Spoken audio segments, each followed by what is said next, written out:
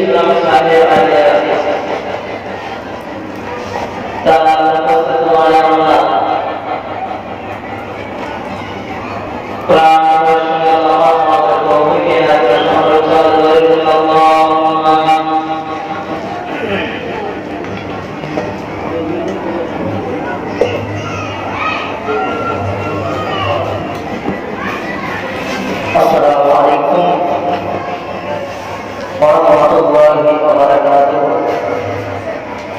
গ্রামবাসী, আমার বাবাজিরা, ভাইরা, যারা এখনো পর্যন্ত রাস্তায় ঘোরাফেরা করছেন, আপনাদেরকে অনুরোধ করব, আপনারা সবাই এই মসজিদের মধ্যে চলে আসেন। কিছুক্ষণের জন্য কোরআন হাদিস ইসমা কিয়াস দিয়ে বক্তৃতা হবে। আপনারা সবাই আসেন, এই সময় নষ্ট করবেন না। أعوذ بالله من الشيطان الرجيم. بسم الله الرحمن الرحيم.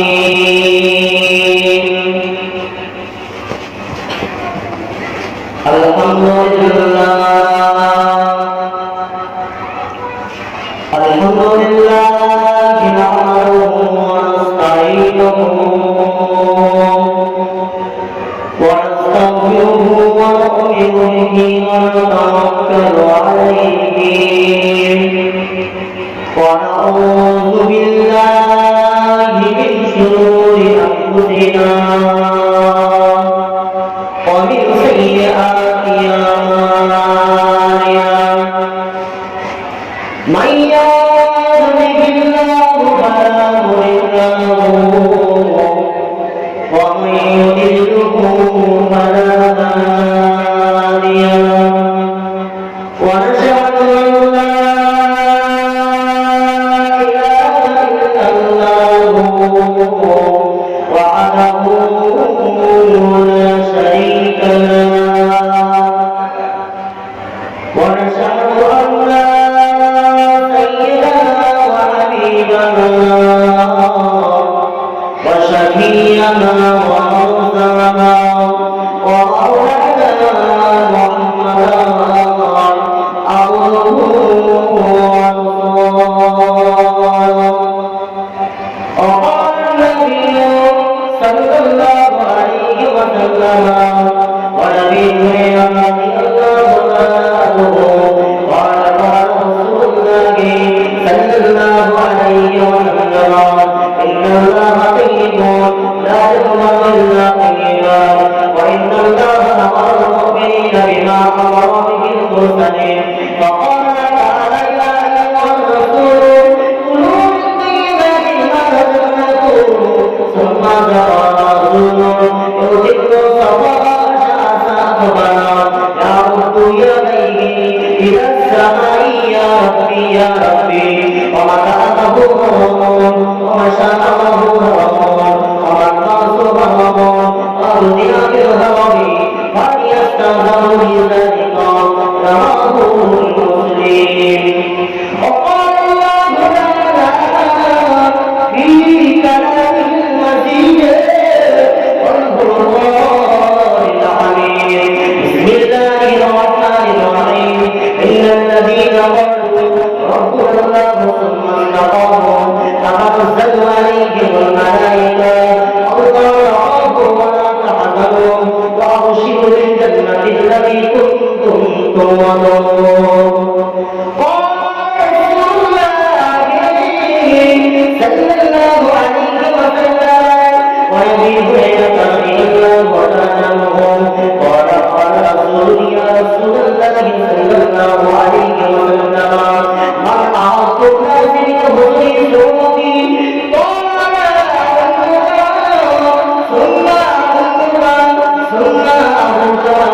ثم رواه البخاري. إن الله وملائكته يصلون على النبي يا أيها الذين آمنوا صلوا عليه وسلموا تسليما. তবে একটু আগের দিকে আসেন না, পাতলা হয়ে গেল যে।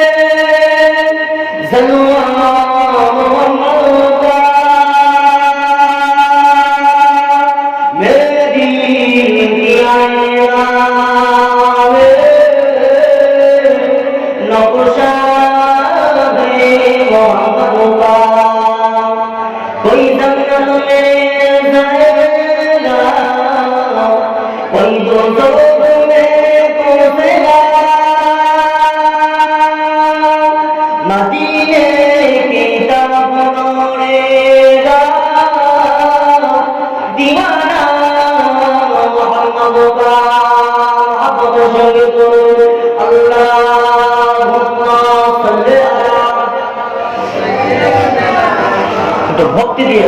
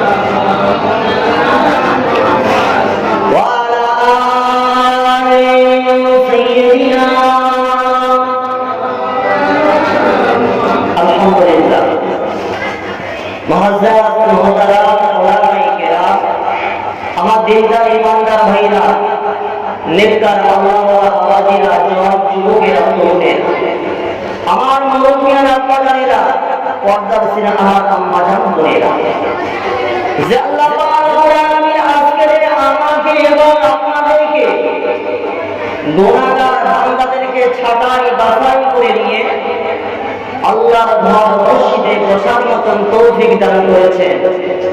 সেই আল্লাহ পাকের দরবারে একটু শুকরিয়া কামনা করব সকলে। আল্লাহ প্রাণ ভরে উচ্চ স্বরে সকলে বলেন আলহামদুলিল্লাহ। কি বাবুকে জোরে হবে না আলহামদুলিল্লাহ?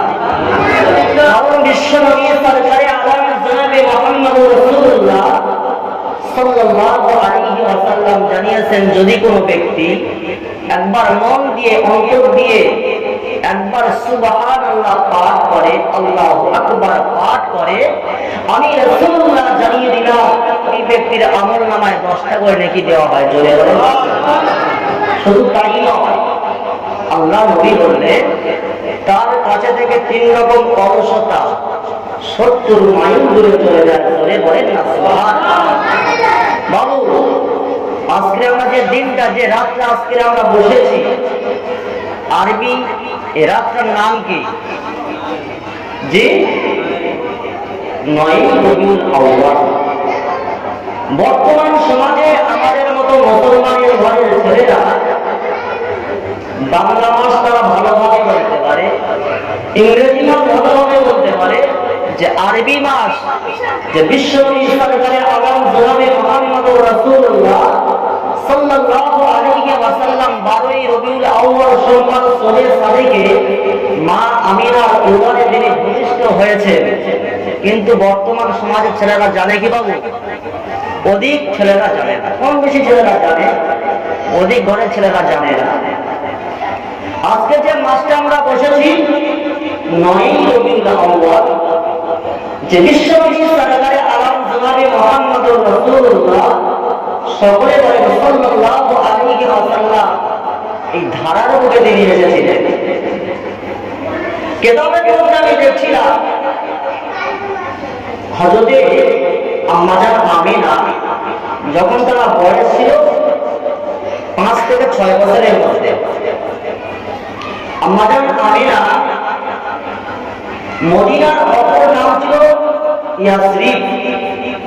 ওই ইয়াসরিবের জমিনেতে আমাদের আমিনা বসে বসে আল্লাহর খানায় কাবা শাহাদাত আমল দিয়ে নকশা আঁকছিলেন। এদিকে তাওরাতের পণ্ডিত বুহাইরা পাদরি বলে একজন তাওরাতের পণ্ডিত ছিলেন। সেই ব্যক্তি দেখছেন এত সুন্দর তার চেহারা, এত সুন্দর রূপ যৌবন, ছোট্ট বয়স।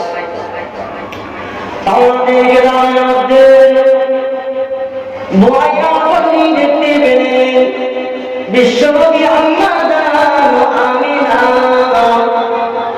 রাদিয়াল্লাহু তাআলা আনহা ইয়াসরিবের মক্কা মদিনা জমিনেতে বসে বসে বসে বসে আল্লাহ পাকের খানায় কাবা শাহাদাত আমল দিয়ে নকশা ছিলেন।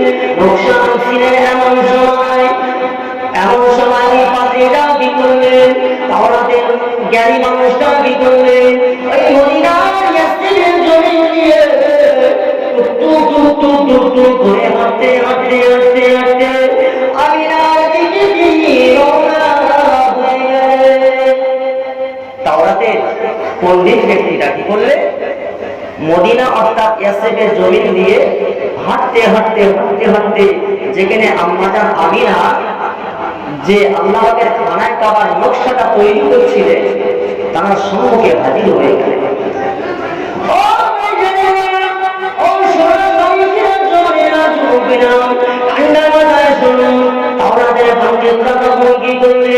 আমিনার কাছে এসে গেলেন, আমিনাকে জিজ্ঞাসা করলেন, মা ও মা, তোমার নামটা কি একবার বলো, তোমার পরিচয়টা কি একবার বলো। ওই সময় আমিনা বলেছিল, বাবা ও আমার বাবাজি মুরব্বী মানুষ, আপনি আমার নামটা শুনে আপনি কামে কি করে নেবেন, আপনি আমার নামটা বারবার জিজ্ঞাসা করছেন, আপনার আমার নামটা শুনে আপনার লাভ কি হবে। ওই সময় তাওরাতের পণ্ডিতরা বলেছিলেন, আপনার নামটা একবার বলবেন, আমি জীবনে আপনার কাছে জানতে চাই, একবার বলেন। ওই সময় আমিনা বলেছিলেন, বাবাজি ও আমার বাবাজি, আমি অন্য কোনো মানুষ নই গো, আমি সাধারণ ঘরের মা নাই গো, আমি সাধারণ ঘরের মেয়ে নাই গো, আমি হলো আমিনা, আমার নাম হলো আমিনা। ওই সময় তাওরাতের পণ্ডিতরা বলেছিলেন, তাওরাত কেতাবের মধ্যে দেখছিলেন যে তাওরাতের কেতাবের মধ্যে রয়েছে যে নবী মুহাম্মদের আম্মা জান হবে তার মধ্যে 6টি গুণ থাকবে। 6টি গুণ থাকবে। এক নাম্বার গুণ, নবীর আম্মা যে হবে তার চেহারাটা এত সুন্দর হবে, এত সুন্দর তার রং চেহারাটা দেখতে লাগবে। তখন মনে মনে নিয়ত করছে তাওরাতের পণ্ডিত বুহাইরা কি বলছে, হয়তো ইনি হবে আখিরি জামানার আম্মা জান। মনে মনে ভাবছেন, কিন্তু তিনি জানেন না এনার নাম কি আমিনা। ওই সময় আমিনাকে জিজ্ঞাসা করলেন, ও আমিনা, আমি তাওরাত কিতাবের মধ্যে বলছিলাম যে মুহাম্মাদের মা যিনি হবে, মুহাম্মাদের মা যিনি হবে সত্যবাদী হবে, মুহাম্মাদের মা যিনি হবে ইয়াসরিব অর্থাৎ মদিনার জমিনেতে শাহাদাত আমল দিয়ে আল্লাহ পাকের খানায় কাবা নকশা দেবে। ও আমিনা, তুমি কেন এই যে নকশা আঁকছো, এই নকশাটা কি তুমি জানো? তুমি যেই নকশাটা আঁকছো এই নকশাটা কি তুমি বলতে পারবে? ওই সময় মা আমিনা 5 থেকে 6 বছর বাচ্চা, যে নকশাটা আঁকছে তিনি কিন্তু জানে না। বুহাইরা পাদ্রী জিজ্ঞাসা করলো, মা এই যে তুমি নকশাটা আঁকছো এত সুন্দর করে, এই নকশাটার নাম কি তুমি বলতে পারবে? ওই সময় আমিনা বলেছিলেন, ও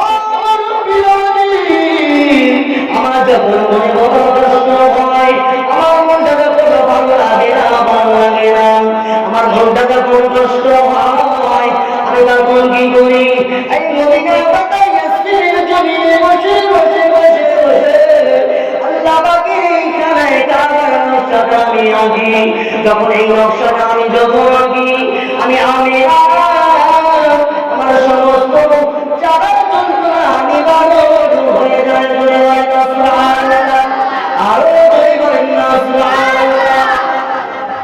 আমি যখন এই নকশাটা আঁকি, আমি আমিনা আমার যত রকম কষ্ট হোক না কেন, সমস্ত কষ্টগুলো এই নকশার কারণে আমি পুরো শেফা হয়ে যাই। জোরে বলেন না সুবহানাল্লাহ। বললেন মা আমিনা, তুমি অন্য কোনো মানুষ নয় গো মা। আমি কেতাবের মধ্যে দেখেছিলাম, তাওরাত কেতাবের মধ্যে দেখেছি 6টা গুণ আপনার মধ্যে রয়েছে মা। তুমি অন্য কোনো মা হবে না, তুমি আখিরি জামানার নবী, লা নবিয়্যা বাদি, তার পরে আর কোন নবী আসবে না, সেই নবীর আখিরি জামানার নবীর আম্মা তুমি হবে। জোরে বলে না সুবহানাল্লাহ। বলার সাথে সাথে তাওরাতের পণ্ডিত বুহাইরা কি করলেন, 6 বছরের বাচ্চি মেয়েটাকে আমিনাকে মাথা মেরে কোলে তুলে মুখে একটা চুমা লাগিয়ে দিলেন। ওই সময় আম্মা জান আমিনা বলেছেন, বাবাজি, ও নবী, আপনি আমার মুখে কোলে তুলে দিয়েছেন, দোপারে আমার চুমা দিলেন না, আমার মুখে চুমা দিলেন না, আমার মুখে তুলে ছুটি কেন চুমা দিয়েছেন বলেন। ওই সময় ভাই পাদ্রী বলেছিলেন, মা আমিনা, ও মা আমিনা, আমি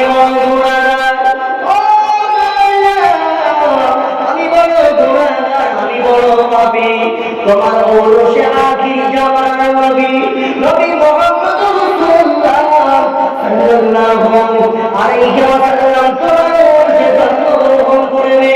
এই না মনে করে আমি বুহাইরা পাদ্রী তাওরাতের পণ্ডিত, আমি তোমার মুখেতে আমি চুমাটা লাগিয়ে দিলাম, আমার চুমাটা তোমার মুখে আমি চুমা রেখে দিয়ে গেলাম।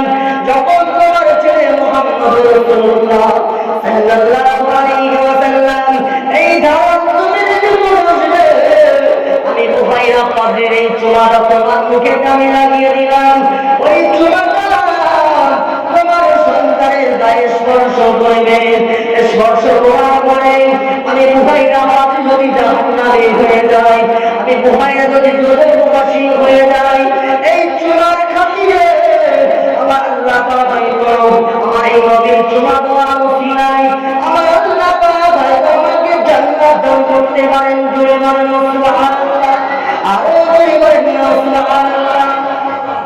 কেমন নবী ছিলেন বাবা? বুহাইরা পাদ্রী তাওরাত কিতাবের মধ্যে দেখছেন, তাওরাত কিতাবটা একেবারে মুখস্থ করলেন, যে বুহাইরা পাদ্রী দেখছেন বিশ্বনবী সাল্লাল্লাহু আলাইহি ওয়াসাল্লামে এইরকম মায়ের 6টা গুণ থাকবে। কোন বেধর্মীরা এসে যেন বলতে পারে, আমিনা তুমি মুহাম্মাদের মা হওয়ার কোনো যোগ্যতা তোমার মধ্যে নেই, এইরকম ভুল কোন ইহুদি না বলতে পারে। আমার আল্লাহ পাক সব গুণ, সব মহব্বত, ভালোবাসা মা আমিনাকে দিয়ে দিলেন। জোরে বলেন সুবহানাল্লাহ। হযরত মা আমিনা বাচ্চা বয়সে মায়ের কাছে লেগে বললেন, আম্মা যাও, আমি আমিনা আমার সাথী বান্ধবীদের সঙ্গে আমি একটু মদিনার গলিতে গলিতে একটু ঘোরাঘুরি করবো, আম্মা যেন আপনি আমাকে একটু অনুমতি দেবে। কিবা যখন আমরা সন্তান বা কোনো মেয়ে যখন কোনো বান্ধবের বাড়ি যায়, কোনো আত্মীয় স্বজনদের বাড়ি যায়, অনুমতি নিতে হয় না হয় না? হয়। আম্মা জান আমিনার বয়স তখন ছিল ছোট্ট বয়স, মাকে বলেন, মা আমি একটু মদিনায় ইয়াসরিবের জমিনে একটু হাঁটবো ঘুরবো, আপনি কি আমাকে একটু অনুমতি দেবেন মা? মা বলেন, মা যাও, অনুমতি দিলাম, বাবা সকাল সকাল চলে আসে। আম্মা জান আমিনা কি করলে, সাথী বান্ধবীকে নিয়ে রাস্তা দিয়ে হেঁটে হেঁটে যাচ্ছে, যাওয়ার পরে হঠাৎ দেখতে পাচ্ছে একটা সোনার টাকা, কোন কেদারে এসেছে সোনার লকেট রাস্তার উপরে পড়ে আছে। কি করলে, এই সোনার টাকাটা তুলে নিয়ে একটা দোকানদারের সঙ্গে গেলেন, গিয়ে বললেন, ভাই আমি আমিনা ছোট্ট একটা সোনার লকেট পেয়েছি, এর টাকাটা কি তোমার? ওই সময় দোকানদার বললো, মা আমিনা এই সোনার লকেট আমাকে হারাই দিবা, টাকাটা আমার নয়। এই অবস্থায় অনেকক্ষণ দাঁড়িয়েছিল, কাউকে খুঁজে পেল। তারপর কি করলেন, আমার মাঝান আমিনা এই লকেটটা নিয়ে, সোনার টাকাটা নিয়ে বাড়িতে চলে আসবে। আসার পরে মাকে বললেন, মা আমি আর আমার বান্ধবী ইয়াসরিফের জমিন দিয়ে হাঁটাহাঁটি করতে করতে হঠাৎ একটা সোনার টাকা আমি পেয়ে গেলাম। টাকাটা এখন কি করবে? ওই সময় নবী বলেন, আম্মা জানা মেনা আম্মা জানা বলে, ও মেনা কার টাকা তুমি আমার বাড়িতে চলে আসলে? এই টাকাটা তুমি কেন নিয়ে আসলে না? যাও চলে যাও, যে জায়গা তুমি এই সোনার লকেটটা পেয়েছো, সোনার টাকাটা পেয়েছো, ওই জায়গা দাঁড়িয়ে দাঁড়িয়ে 3 দিন তোমাকে থাকতে হবে। কার টাকা তোমাকে বলতে হবে। ছোট্ট বাচ্চি মেয়ে কি করলেন? ওই সোনার লকেটটা হাতে তুলে দিয়ে যে জায়গায় ঘুরিয়ে পেয়েছিলেন, ওই জায়গায় দাঁড়িয়ে দাঁড়িয়ে সমস্ত মানুষদেরকে লক্ষ্য করে বললেন, আমি আমিনা, আমি একটা সোনার লকেট পেয়েছি, আমি আমিনা একটা সোনার টাকা পেয়েছি। যা টাকা হবে আমি আমিনা আমার প্রমাণ দিয়ে, টাকার প্রমাণটা দিয়ে আমি আমিনা আমার কাছে থেকে সোনার টাকাটা তোমরা নিয়ে যাও। সোনার টাকাটা প্রমাণ দিয়ে আমি আমিনা আমার কাছে থেকে নিয়ে চলে গেল। সারাদিন চলে গেল, কোন মানুষকে দেখতে পেল না, মন হয়ে চলে। দ্বিতীয় দিন আবার আসলে আবার ওই জায়গা দাঁড়িয়ে দাঁড়িয়ে বললেন, আমি আমিনা একটা সোনার লকেট পেয়েছি, যার টাকা হবে প্রমাণ দিয়ে আমি আমিনা আমার কাছে থেকে নিয়ে যাও।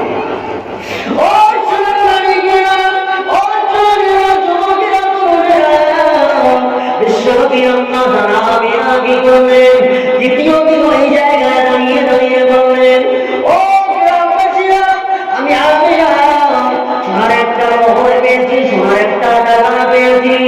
এই টাকাটা যার হবে আমি আমিনা আমার কাছে থেকে প্রমাণ দিয়ে আমার কাছে থেকে নিয়ে যাও। আমিনা দেখতে পাচ্ছেন মরুভূমির প্রান্তরে একজন বৃদ্ধা মানুষ কি যেন খোঁজাখুঁজি করছে। ওই সময় আমিনা টুকটুক টুকটুক করে হাঁটতে হাঁটতে ওই ব্যক্তির কাছে চলে গেল। বললেন, বাবা তুমি যেন কি খোঁজাখুঁজি করছো, কি তোমার কিছু হারিয়ে গেছে বাবা? ওই সময় বৃদ্ধা মানুষটা বললেন, মা আমার গত 2 দিন হয়ে গেল, আমার একটা সোনার লকেট হারিয়ে গিয়েছে, আমি কিন্তু খোঁজাখুঁজি করছি, কোনো জায়গা পাচ্ছি না, মা তুমি কি পেয়েছো মা? ওই সময় মা আমিনা বলেছিলেন, আমি একটা সোনার লকেট পেলাম, ওই সোনার লকেটটা আমি 2 দিন এই জায়গায় দাঁড়িয়ে দাঁড়িয়ে আমি মানুষদেরকে খোঁজাখুঁজি করতে লাগলাম, কোনো জায়গা মানুষকে আমি দেখতে পেলাম না। অবশিষ্ট 3 দিনের মাথায় আমি এই জায়গায় এসে দেখলাম আপনি কি যেন খোঁজাখুঁজি করছেন। বাবাজি আপনি আমাকে ক্ষমা করে দেবেন, আপনি আমাকে মাফ করে দিন, কারণ আপনি 3 দিন ধরে এই জায়গায় সোনার টাকাটা খুঁজছেন, কিন্তু আমি আপনাকে দেখতে পেলাম না। বাবাজি আপনি আল্লাহর রাস্তে আমাকে ক্ষমা করে দেন, এই লকেটটা আমি আপনাকে ফিরিয়ে দিলাম, আপনি লকেটটা ফিরিয়ে দেন। ওই সময় বৃদ্ধা মানুষটা বলেছিলেন, মা আমিনা নানামি কালারে বললাম। ওই সময় আমিনা বলেছিলেন, ও বাবাজি আপনি চলেন, বাবা চলেন। আমার আম্মা জান বলেছেন, যার টাকা হবে তাকে সাথে করে নিয়ে আমি আমিনা আমার সঙ্গে আমার মায়ের কাছে আপনাকে নিয়ে যাবো। ওই বৃদ্ধা মানুষকে সাথে করে নিয়ে মা আমিনার বাড়িতে চলে আসলেন। মা আমিনার বাড়িতে চলে আসার পরে মায়ের সম্মুখে ঢাল করে গেলেন। বৃদ্ধা মানুষটাকে বললেন, বাবাজি ও বাবাজি, আমার এই ছোট্ট বাচ্চা মেয়ে আপনার এই সোনার লকেটটা পেয়েছে, জানতে পারেনি, আপনি আল্লাহর রাস্তায় আমার মেয়েকে ক্ষমা করে দিন। ওই সময় বৃদ্ধা মানুষটা বলেছিলেন, মা এর টাকাটা আমি নেব না, এর টাকা আপনার বেটি আমিনা বলে বলেন, আমি দুনিয়ার কোন সাধারণ ঘরের মানুষ নয়, আমি হলাম আল্লাহ পাকের পাঠানো ফেরেশতা, হযরতে ফেরেশতা জিবরাইল আলাইহিস সালাম। সুবহানাল্লাহ, আরো জোরে বলেন সুবহানাল্লাহ। আমি অন্য কোনো মানুষ নয়, আমি আল্লাহ পাকের পাঠানো বড় ফেরেশতা হযরত জিবরিল আমিন আলাইহিস সালাম জোরে বলেন সুবহানাল্লাহ। আমি মানুষের উদাহরণ করে এসেছি। মা আমিনা, তুমি ভাগ্যবতী মহিলা, কারণ এই সোনার লকেটটা আল্লাহ পাক আপনার জন্য পাঠিয়েছে। সেই লকেটটা আপনার হাতে চলে গেছে। এই লকেটের ওসিলায় আল্লাহ পাক আপনার অনুসে আখিরি জামানার নবী হযরত মুহাম্মদ রাসূলুল্লাহ সাল্লাল্লাহু আলাইহি ওয়াসাল্লাম জন্মগ্রহণ করবেন। জোরে বলেন না সুবহানাল্লাহ। সেই মাস, সেই ফজিলতপূর্ণ মাস, বিশ্বনবী সাল্লাল্লাহু আলাইহি ওয়াসাল্লাম 12 রবিউল আউয়াল সোমবার সবে সাদেকে মা আমিনার উদারে এসেছিলেন। রাত বলছে আল্লাহ আমি নবীকে চাই, দিন বলছে আল্লাহ আমাকে নবীকে দাও, আমার এই দিনের বেলা নবীকে দাও। আল্লাহ পাক কি করলেন? রাত দিল না, দিন দিল না, সবে সাদেক, রাত নয়, দিন নয়, সকাল নয়, মাঝামাঝিতে আমার আল্লাহ আখিরি জামান নবীকে পয়দা করলেন, দুনিয়াতে পাঠালেন। যখন মা আমিনা কুড়ে ঘরের মধ্যে একা রয়েছে, ঘরটা যেন আবহাওয়া ঝিক ঝিক ঝিক ঝিক করছে। আমাদের আমিনা ঘর থেকে পাহাড়ের দিকে লক্ষ্য করে দেখছে, পাহাড় থেকে হরিণ আর বাঘ নাচতে নাচতে মা আমিনার দিকে চলে আসছে। কিবা যদি কোনো সময় যদি মানুষের দিকে বাঘ যদি দৌড়ে দৌড়ে আসে, আমরা মানুষ কি করবো? পালিয়ে যাব না এখন থাকবো? পালিয়ে যাব। কিন্তু বিশ্বনবী আগমনের আগে, কিছুক্ষণ আগে বাঘ আর হরিণ নাচতে নাচতে মা আমিনার দিকে চলে আসছে। মা আমিনা কি করছেন? ভয়তে দৌড়ে দৌড়ে বাড়ির দিকে চলে আসছে। এমন সময় আল্লাহ পাক বাঘ এবং হরিণের জবানটা খুলে দিলেন। বাঘ আর হরিণ কি বলছে? ও আপনি পালিয়ে যাবেন না, আপনি পালিয়ে যাবেন না, ভয় করবেন না, আপনার আখিরি জামানার নবী হযরত মুহাম্মদ রাসূলুল্লাহ সাল্লাল্লাহু আলাইহি ওয়াসাল্লাম তিনি জন্মগ্রহণ করবেন। তাই আমরা বাঘ হরিণ আনন্দে নাচতে নাচতে নাচতে আপনার কাছে এসে যাচ্ছি গো মা আমিনা, আপনি ভয় করবেন না, ভয় করবেন না। এমন সময় মা আমিনা ঘরের মধ্যে চলে গেলেন। এমন সময় দুজন পরিষ্কার মহিলা, কি সুন্দর মহিলা, মা আমিনার ঘরের মধ্যে এসে যেন ফিসফিস ফিসফিস করে কথা বলে। মা আমিনার ঘরের মধ্যে ফিসফিস ফিসফিস করে কথা বলছে। একজন হলো নবী ঈসা আলাইহিস সালামের আম্মা জান মা মরিয়ম, দ্বিতীয়জন হলো ফেরাউনের স্ত্রী হযরত আসিয়া। দুজন মা আমিনার ঘরের মধ্যে এসে গেল। একজন মাথার দিকে বসে আছে, একজন পায়ের দিকে বসে আছে। মা আমিনা একটু ভয় পেলেন। তখন দুইজন বললেন, হযরত আসিয়া বললেন, হযরত মা মরিয়ম তিনিও বললেন মা আমিনা আপনি ভয় করবেন না, আল্লাহর তরফ থেকে আমরা দুজন আপনার কাছে এসেছি। জোরে বলেন সুবহানাল্লাহ। বিশ্বনবী সাল্লাল্লাহু আলাইহি ওয়াসাল্লাম ওই সময় আল্লাহ নবী আম্মা আমিনার উদারে জন্মগ্রহণ করলেন। গ্রহণ করার পরে যদি হাত আল্লাহ পাকের জমিনে পড়ে গেলেন, মাথাটা সিজদা হাতে পড়ে গিয়ে আল্লাহ পাকের দরবারে ফরিয়াদ করে, আল্লাহ ইয়া রাব্বি ইয়া হাবলি ইয়া উম্মতি, ইয়া রাব্বি ইয়া হাবলি ইয়া উম্মতি।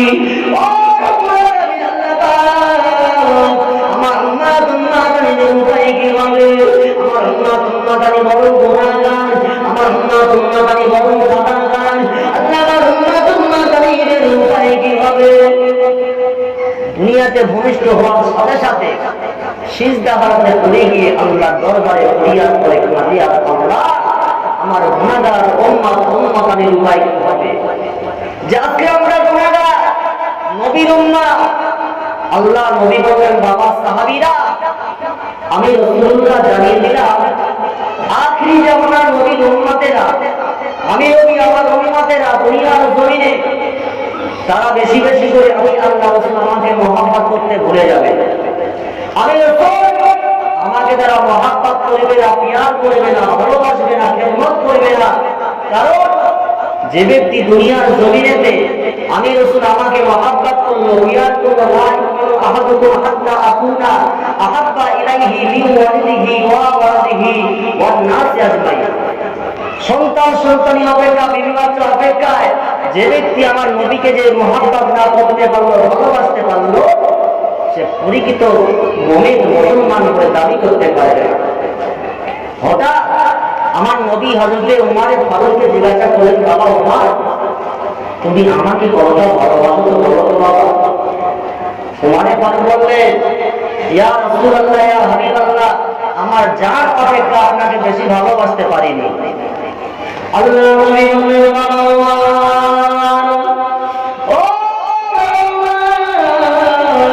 আমি রাসূলুল্লাহ বলে গেলাম, তুমি এখনো পর্যন্ত পাকা পরিপূর্ণ মুসলমান হতে পারলে না, যতক্ষণ না পর্যন্ত আমি রাসূলুল্লাহ আমাকে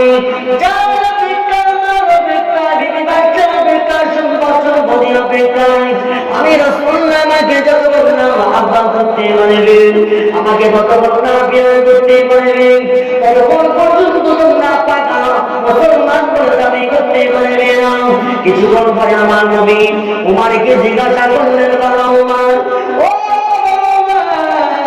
তুমি কি আমাকে কতটা মহব্বত করো, তুমি আমাকে কতটা ভালোবাসো বাবা? ওই সময় উমর বললেন, ইয়া রাসূলুল্লাহ, ইয়া হাবিবাল্লাহ, আমার জান অপেক্ষা, আমার মাল অপেক্ষা, আমার বিবি বাচ্চা অপেক্ষা আমি উমর ফারুক আপনাকে বেশি বেশি ভালোবাসি। আল্লাহ নবী বলেছেন, বাবা উমর, এইবার তুমি পরিপূর্ণ মুসলমানের মধ্যে তুমি পড়ে গেলে। ও আমি রাসূলুল্লাহ তোমাকে জানিয়ে দিলাম, তুমি খাঁটি ঈমানদার হয়েছেন। জোরে বলেন সুবহানাল্লাহ, আরো জোরে বলেন সুবহানাল্লাহ। আমার নবী কেমন মহব্বত করলেন, সাহাবীরা কেমন নবীকে মহব্বত করতেন, ভালোবাসতেন। সামান্য সিকি পরিমাণ আমাদের আছে কি বাবা? নবীকে মহব্বত আমরা করি না। যদি বলে নবী সামনে একটু দরুদ শরীফ পাঠ করো, বলবে মনি সাহেব ওয়াজটা ভুলে গেছে, দরুদ শরীফ পড়তে বলছে। এটা কি ঠিক হবে? একদম ভুল। কারণ রাসূল বললেন, যে ব্যক্তি দরুদ শরীফ পাঠ করবো না, ওই জায়গা আল্লাহ রহমত বর্ষিত হলো না।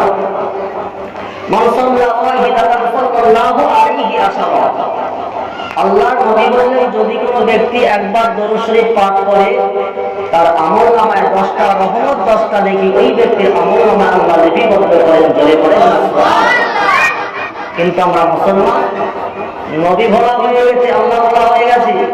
আল্লাহ নবী বললেন, আমার উম্মতেরা, আখিরি জামানা তোমরা বেশি বেশি করে নামাজ কায়েম করো, ইবাদত উপাসনার মধ্যে থাকবে।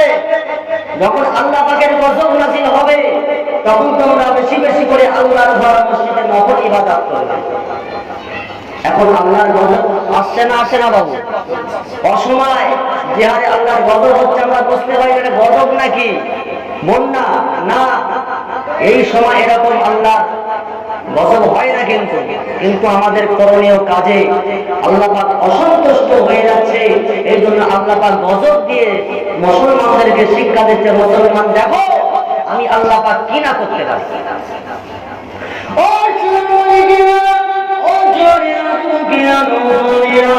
আল্লাহ নবী দুনিয়ার বাদশা হাবিবুল্লাহকে জনাবে মুহাম্মদ রাসূলুল্লাহকে সাল্লাল্লাহু আলাইহি ওয়াসাল্লাম বড় অসুস্থ হয়ে পড়লেন, বড় অসুস্থ হয়ে পড়লেন, বড় জয়ী হয়ে পড়লেন। আলীকে বললেন, বাবা আলী, ও বাবা আলী, আমি রাসূলুল্লাহ বড় হয়ে পড়লাম, আমি কমজোর হয়ে পড়লাম। বাবা আলী, আমার একটু ব্যবস্থা করে দাও, ইসলাম পড়ার জন্য একটু ব্যবস্থা করে দেন। ওই সময় আলী বলেছিলেন, ইয়া রাসূলুল্লাহ, ইয়া হাবিবাল্লাহ, আপনি আমাকে বিয়াদবি মাফ করুন। আর রাসূলুল্লাহ, ইয়া হাবিবাল্লাহ, এই জায়গাটা হলো মরুভূমি আর মরুভূমি, এই জায়গাতে ইসলাম কোথায় করবেন? আর রাসূলুল্লাহ, ইয়া হাবিবাল্লাহ, আমি আজ আমার হুজুরের উপরে মাথা রেখে আপনি একটু বিশ্রাম করুন। আল্লাহ নবী কি করলেন? আসরের নামাজ পড়ে আলীর উম্মতের উপরে মাথা রেখে নবী আমার ঘুমিয়ে গেলেন। আসরের নামাজ বাদ আল্লাহ নবী আলীর উম্মতের উপরে মাথা রেখে ঘুমাচ্ছেন। হঠাৎ করে হযরতে আলীর মনে পড়ে গেল, স্মরণে পড়ে গেল, আল্লাহ আমি আলী আমার আসরের নামাজ কাজা হয়ে গেছে, আমার আসরের নামাজ তো পড়া হলো না, আসরের নামাজ তো পড়া হলো না। আল্লাহ আপনি তো বলেছেন যে ব্যক্তি এক ওয়াক্ত নামাজ কাজা করবে 2,88,00,000 বছর আল্লাহর জাহান্নামে থাকতে হবে। এখন কি হবে? হযরতে আলী রাদিয়াল্লাহু তাআলা ঝরঝর ঝরঝর ঝরঝর ঝরঝর করে কাঁদতে লাগে। কাঁদতে কাঁদতে কাঁদতে কাঁদতে আমার নবী পাকের চাল মোবারকে পড়ে যায়, আমার নবী পাকের চাল মোবারকে পড়ে যায়। জোরে জোরে আমার নবী পাকের ঘুমটা ভেঙে গেল, আমার নবী পাক জাগৃত হয়ে গেল। আলীর মুখের দিকে তাকিয়ে দেখেন আলীর চোখ ভরা পানি টসটস টসটস করে আল্লাহ পাকের জমিনে পড়ে যায়। আমার নবী জিজ্ঞাসা করলেন, বাবা আলী, ও বাবা আলী, তুমি কাঁদছো কেন বড় বাবা? তোমার চোখে কেন পানি? ও বাবা আলী, তোমার কি বিবি বাচ্চার কথা মনে পড়ে গেল নাকি? ও বাবা আলী, তোমার আব্বা মায়ের কথা কি মনে পড়ে গেল? ওই সময় আল্লাহ নবীর জামাতা আলী বলেছিলেন, ইয়া রাসূলুল্লাহ, ইয়া হাবিবাল্লাহ, ইয়া রাসূলুল্লাহ, ইয়া হাবিবাল্লাহ, বুঝুন আমি আলী আমার বিবি বাচ্চার কথা স্মরণে পড়ে নাই গো, আমার আব্বা মায়ের কথা স্মরণে পড়ে নাই গো। ইয়া রাসূলুল্লাহ, ইয়া হাবিবাল্লাহ, আমার আসরের নামাজটা কাজা হয়ে গেছে, এই জন্য আমি আলী অজরে কাঁদতে গেছি। জোরে বলেন সুবহানাল্লাহ, আরো জোরে বলেন সুবহানাল্লাহ। আলী এক ওয়াক্ত আসরের নামাজ কাজা হয়ে গিয়েছে বলে জাহান্নামে হয়তো কেঁদেছে। আমাদের ওয়াক্ত কাজা হয়েছে বলে কারো 25, কারো 30, 50, 60 বছর বয়স হয়ে গেছে কিন্তু নামাজ পড়ে না। ও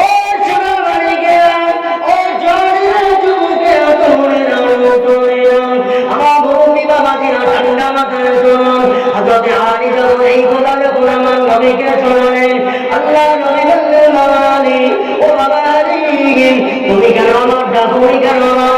আল্লাহ নবীর জামাতা আলী বলে দিলেন, ইয়া রাসূলুল্লাহ, ইয়া হাবিবাল্লাহ, আমি আলী যদি আপনাকে ডাকি বেয়াদবি হয়ে যাবে। ইয়া রাসূলুল্লাহ, ইয়া হাবিবাল্লাহ, আল্লাহ পাক অসন্তুষ্ট হয়ে যাবে, আল্লাহ পাক নারাজ হয়ে যাবে। এই না মনে করে আমি আলী আপনাকে আমি ডাকি নাই। আল্লাহ নবী বললেন, বাবা আলী, ও বাবা আলী, তুমি চিন্তা করো না বাবা, তুমি কেঁদো না বাবা, আমি আল্লাহ রাসূল জানিয়ে দিলাম, ও বাবা আলী, তোমার আসরের নামাজ আমি কাজা করতে দেব না। জোরে হবে না সুবহানাল্লাহ? তোমার আসরের নামাজ আমি রাসূলুল্লাহ কাজা হতে দেব। ও আল্লাহ নবী আল্লাহ পাকের দরবারে বইয়া শুনে আল্লাহ পাকের লক্ষ্য করে, আল্লাহ পাকের আরশের দিকে লক্ষ্য করে সূর্যকে বলে, এ আল্লাহ পাকের সূর্য, আমি যদি সত্যিকারে আখিরি জামানার নবী হই, আমি যদি সত্যিকার মুহাম্মদ রাসূলুল্লাহ হই, তাহলে আমি রাসূলুল্লাহ তোকে বলছি, মাগরিবের রক্ত থেকে তুই আসরের রক্তে চলে আয়। আমার নবী দোয়া করতে না করতে, দোয়া শেষ হতে না হতে মাগরিবের দিকে অস্ত হয়ে যাওয়ার সূর্যটা আসরের রক্তের মধ্যে চলে আসলেন। জোরে বলেন সুবহানাল্লাহ। আমার নবী বললেন, বাবা আলী, ও বাবা আলী, আর দেরি করো না বাবা, দেরি করো না, তড়ি গড়ি তড়ি গড়ি আসরের নামাজটা তুমি পড়ে নাও। কেমন নবী ছিলেন বাবা? আমার নবীর সঙ্গে আল্লাহ পাকের চাঁদ কথা বলতে পারতো না? পারতো না? পারতো তো? গাছ নবীর সঙ্গে কথা বলতো না? বলতো না? আমার নবী পাক মসজিদে নববীতে একটা শুকনো খাজুর গাছ ছিল, উস্তুনে হান্নানা। নাম শুনেছেন তো বাবা? উস্তুনে হান্নানা। উস্তুনে হান্নানা খাজুর গাছটা শুকনো গাছ।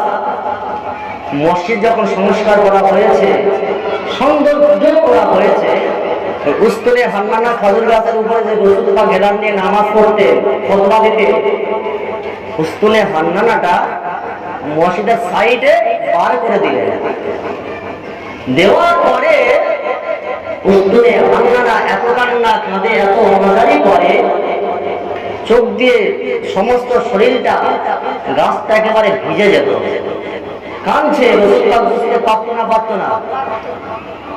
উস্তুনে হান্নানা কাঁদছে। আমার রাসূল পাক জিজ্ঞাসা করলেন, উস্তুনে হান্নানা তুমি কাঁদছো কেন?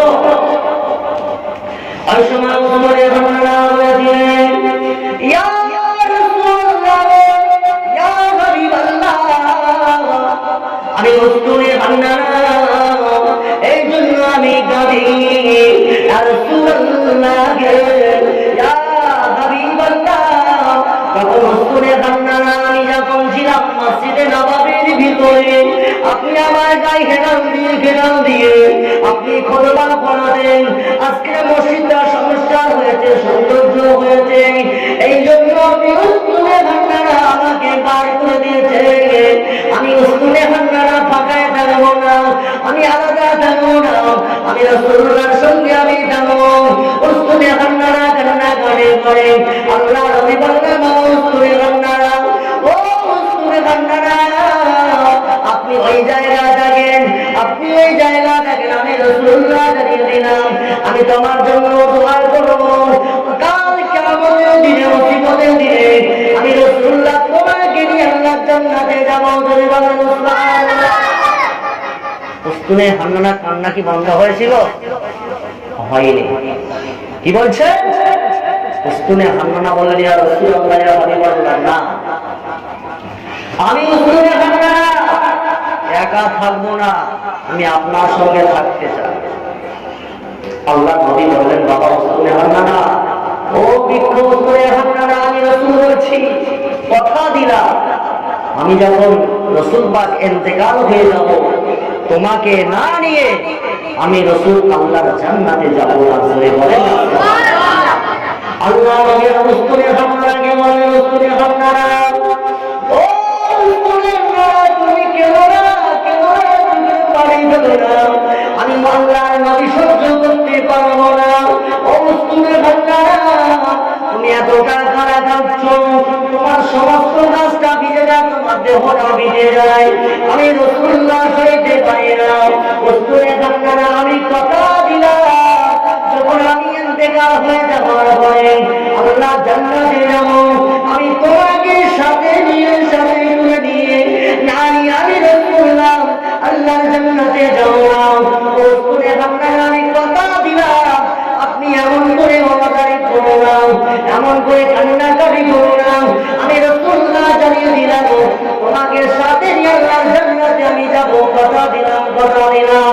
আমার রাসূল পাক এই কথা দেওয়ার পরে উস্তুনে হান্নানা কান্নাকাটি বন্ধ করে দিলেন। আল্লাহ রবের হুকুম অনুযায়ী কাল কিয়ামতের দিনে, মুসিবতের দিনে, যেদিনে কেউ দাঁড়া হবে না, বাপের আগে হবে না, ছেলে বাপকে হবে না, সেই দিনে আমার নবী পাক উস্তুনে হান্নানাকে ধরে নিয়ে আল্লাহর জান্নাতে চলে যাবে। সুবহানাল্লাহ। আরো জোরে বলেন না সুবহানাল্লাহ। গাছ নবীকে বিশ্বাস করেছিল, গাছ নবীকে চেয়েছিল, গাছ নবীকে মহাব্বত করেছিল। হযরত আলী রাদিয়াল্লাহু তাআলা কাঁদছেন, আল্লাহ, আমি আলী যদি এক ওয়াক্ত নামাজ কাজা হয়ে যায়, তাহলে আমি জাহান্নামী হয়ে যাব। আল্লাহ নবী দুনিয়ার বাদশা হযরত আকরাম সাল্লাল্লাহু আলাইহি ওয়াসাল্লাম মসজিদে নববীতে বসে বসে সাহাবীদেরকে নিয়ে বয়ান দিচ্ছেন, বয়ান করছেন। হঠাৎ একটা আওয়াজ ভেসে ভেসে আসে। আল্লাহ নবী বলেন, বাবা সাহাবীরা, তোমরা কি শুনতে পেয়েছো একটা আওয়াজ? আল্লাহ নবী সাহাবীরা বলেন, ইয়া রাসূলুল্লাহ, ইয়া হাবিবাল্লাহ, আমরা তো কিছু শুনতে পাইনি।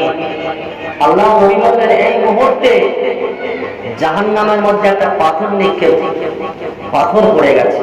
কারণ এই পাথরটা আমার আল্লাহ পাক 70,000 বছর আগে জাহান্নামে ছেড়েছিল। সেই পাথরটা সবে জাহান্নামের মধ্যে পড়েছে। বা জাহান্নামে তাহলে কত বড় গভীর, কেমন জায়গা! 70,000 বছর আগে পাথরটা জাহান্নামের দিকে লক্ষ্য করে ফেলেছিল। 70,000 বছর পরে জাহান্নামের মধ্যে পড়লেন। এই জাহান্নামের ভয়তে কাঁদছে। আল্লাহ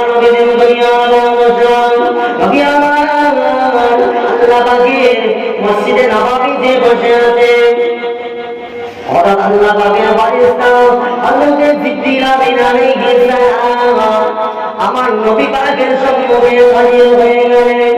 ও আল্লাহ নবী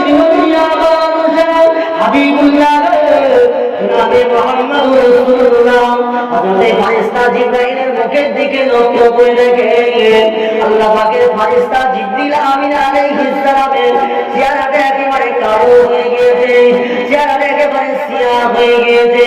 আল্লাহ নবী জিবরাইলকে জিজ্ঞাসা করলেন, ইয়া জিবরাইল, ও জিবরাইল, তুমি যখন আমার সম্মুখে ওহী নিয়ে আসতে, আপনার কি সুন্দর সুরাত, আপনার কি সুন্দর নুরানি চেহারা, এখন দেখছি আপনার চেহারা একেবারে কালো হয়ে গিয়েছে, আপনার চেহারা বিকৃত হয়ে গেছে। কারণটা কি? চেহারাটা কালো হয়ে গেছে কেন? যখন আমার কাছে ওহী নিয়ে আসতে আপনার চেহারাটা কি সুন্দর সুরাত, নুরানি সুরাত ছিল, এখন সুরাতটা কেটে গিয়ে কালো সুরাত আসলো, কারণটা কি?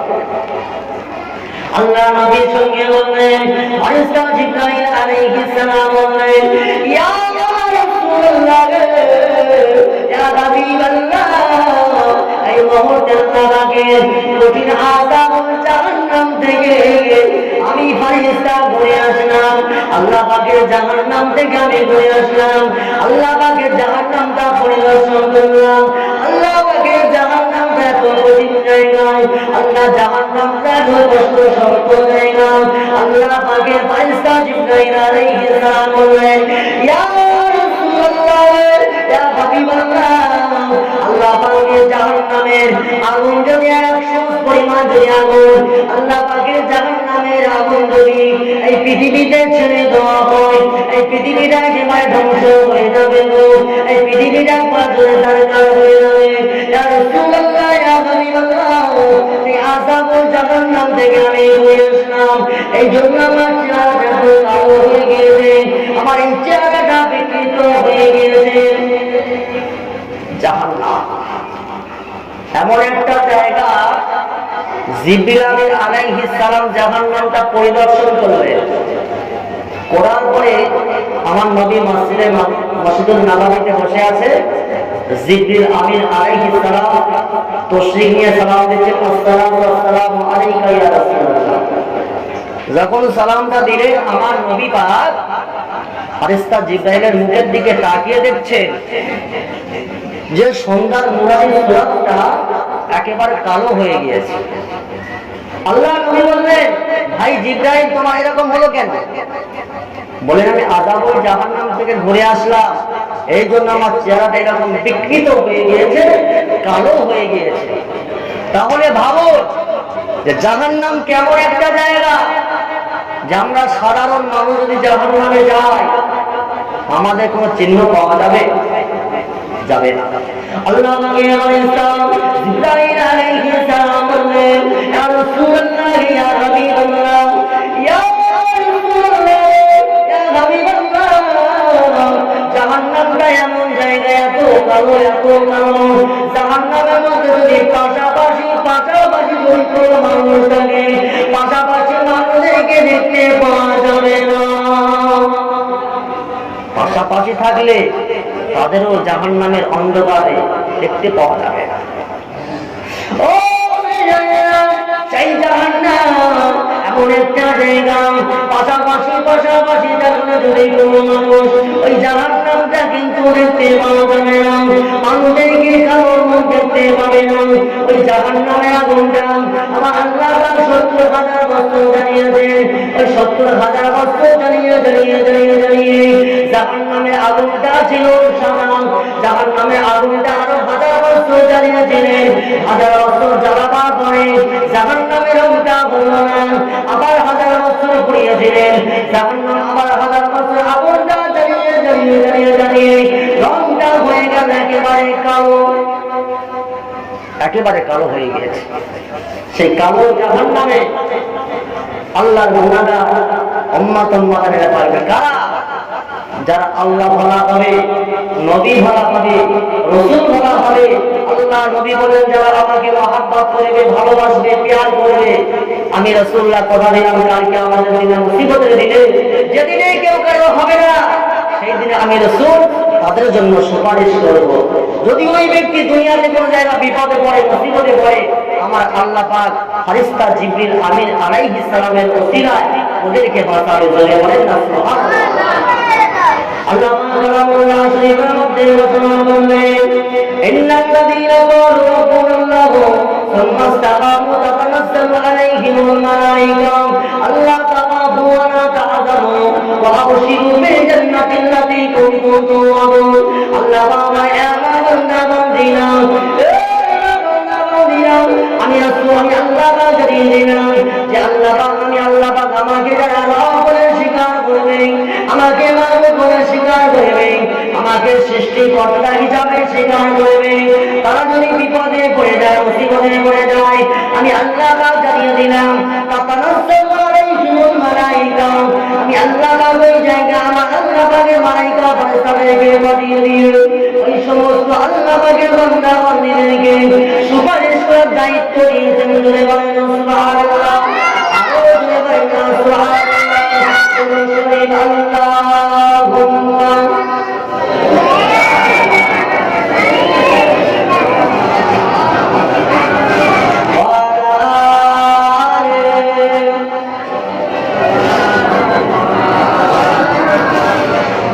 জন্ম আমার যদি হতো আরবে, জন্ম আমার যদি হতো আরবে, মক্কা মদিনার মাকামে, জন্ম আমার যদি হতো আরবে, মক্কা মদিনার মাকামে, তোমার দিদার নামে ধন্য হতাম, তোমার দিদার নামে ধন্য হতাম, বারে বারে দেখে এই মন জোড়াতাম, বারে বারে দেখে এই মন জোড়াতাম, জন্ম আমার যদি হতো আরবে, মক্কা মদিনার মাকামে, যারা দেখেছিল আমার নবীজিকে আজ পৃথিবী তাদের স্মরণ করে, যারা দেখেছিল আমার নবীজিকে আজ পৃথিবী তাদের স্মরণ করে। যারা নবীকে দেখেছিল তারা এক একটা আল্লাহ নবীর সাহাবী হয়ে গিয়েছিলেন। কবির ভাষা কি বলছে? যারা দেখেছিল আমার নবীজিকে আজ তারা পৃথিবীতে স্মরণ করে, ধরনের সেনা মানব হয়েছে তারা, ধরনের সেনা মানব হয়েছে তারা, আমিও তাদের মতো সফল হতাম, নবী তোমায় দেখে মন জুড়তাম। আল্লাহুম্মা সাল্লি আলা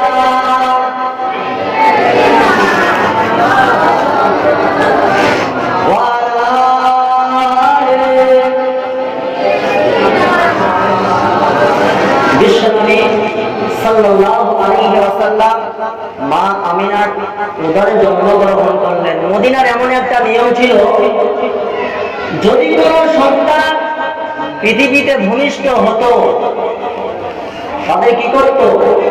ধাত্রীমাতা দুধমা হিসাবে হালিমাকে আল্লাহ পাক পাঠিয়ে দিলেন। যত মদিনার জমিনে যত ছেলে জন্মগ্রহণ করত এক একজন ধাত্রী আসতো, এসে ওই ছেলেদেরকে নিয়ে যেত কিছু টাকা অর্থর লোভে। কিন্তু আমার নবী তো একেবারে গরিব ছিলেন, অসহায় ছিলেন, দুর্বল ছিলেন। কিন্তু সমস্ত ধাত্রীরা আসতো, কিন্তু আমার নবীকে দেখে তারা ফিরে চলে যেত।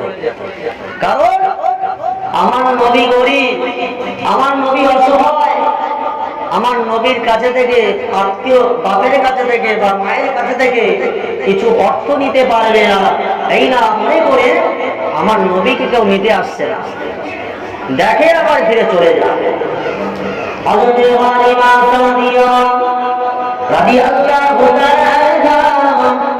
একদিন কি করলেন, মদিনা শরীফের দিকে রওনা হয়ে কোন জায়গায় ছেড়ে পেল না, আমার নবীর বাড়িতে চলে আসলেন, মা আমেনার কাছে আসলেন।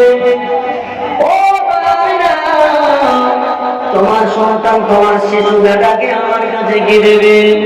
আমার কাছে কি লালন পালন করার জন্য কি আমাকে দেবে? ওই সময় আমেনা বলেছে, ওর হালিমা, ওর হালিমা রে, আমার ছেলের কারণ হলো আমি গরিব, আমি আমেনা অসহায়, আমি কিছু দিতে পারবো না, আমি আমেনা কিছু দিতে পারবো না। যদি আমার বেটা মুহাম্মদকে দিতে চাও, তাহলে আমার বেটা মুহাম্মদকে তুমি দিও। সুবহানাল্লাহ।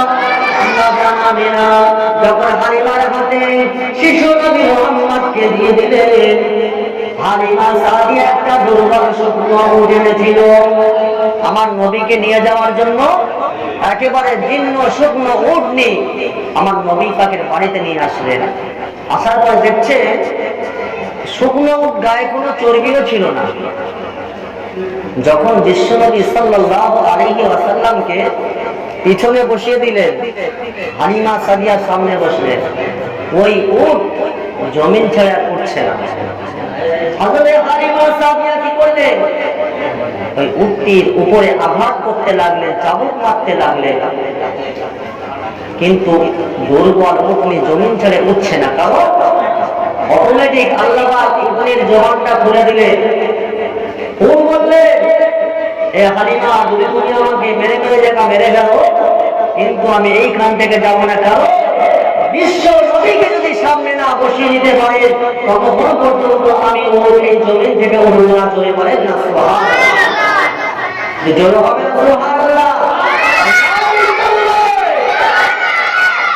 জায়গা হোক ভাই, আমার বন্ধু ভাই এসে গেছে, বেশি লম্বা চওড়া করলাম না। আল্লাহ পাক রব্বুল আলামিন আমাদের জানার চাইতে শোনার চাইতে বেশি বেশি করে আমল করার তৌফিক দান করে। সকলে বলেন আল্লাহুম্মা আমিন। বিশেষ করে আল্লাহ পাক আমাদের প্রত্যেকের বেশি বেশি শোনার চাইতে, জানার চাইতে আমল করার মতো তৌফিক দান করে। সকলে বলেন আল্লাহুম্মা আমিন।